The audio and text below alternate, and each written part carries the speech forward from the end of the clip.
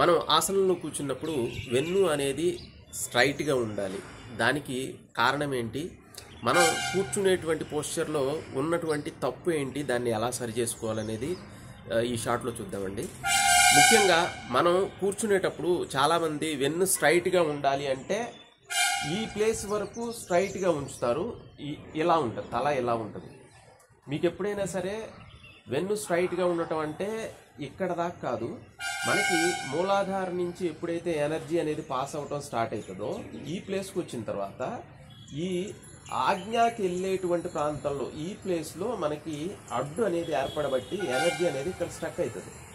కాబట్టి ఎప్పుడైనా కానీ మనం చెక్ చేసుకోవాల్సిందంటే ఇక్కడి నుంచి తల అనేది సమానంగా ఉండాలి. ఇది స్ట్రైట్ అవుతుంది, ఇది సమానంగా ఉంటే స్ట్రైట్ అవుతుంది. ఓకే, అంతేకాకుండా మనకి ఎప్పుడైనా కానీ వెన్ను మీద వెయిట్ అనేది ఈ లోయర్ బ్యాక్ మీద పడాలి. ఈ ప్లేస్లో పడితే అది రాంగ్ పొజిషన్ అన్నట్టు, లోయర్ బ్యాక్లో పడాలి.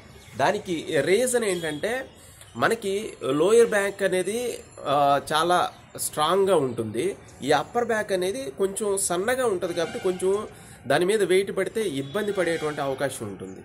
కాబట్టి ఈ లోయర్ బ్యాక్ మీద పడాలి.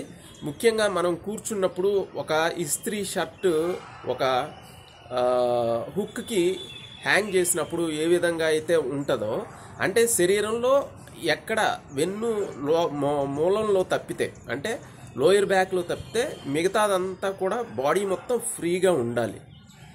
ఓకే, కాబట్టి పోస్చర్ అనేది ఈ కరెక్షన్ చేసుకోవటం వల్ల లాంగ్ అవర్స్ మనం సాధన చేసినప్పుడు మనకి ఎటువంటి ప్రాబ్లమ్స్, అంటే ఈ వెన్ను సంబంధించిన డిజార్డర్స్ కానీ స్పాండిలైటిస్ ప్రాబ్లమ్స్ కానీ ఇలాంటి ప్రాబ్లమ్స్ లాంగ్ అవర్స్ కూర్చున్నందువల్ల వచ్చేటువంటి అవకాశం అనేది ఉండదు.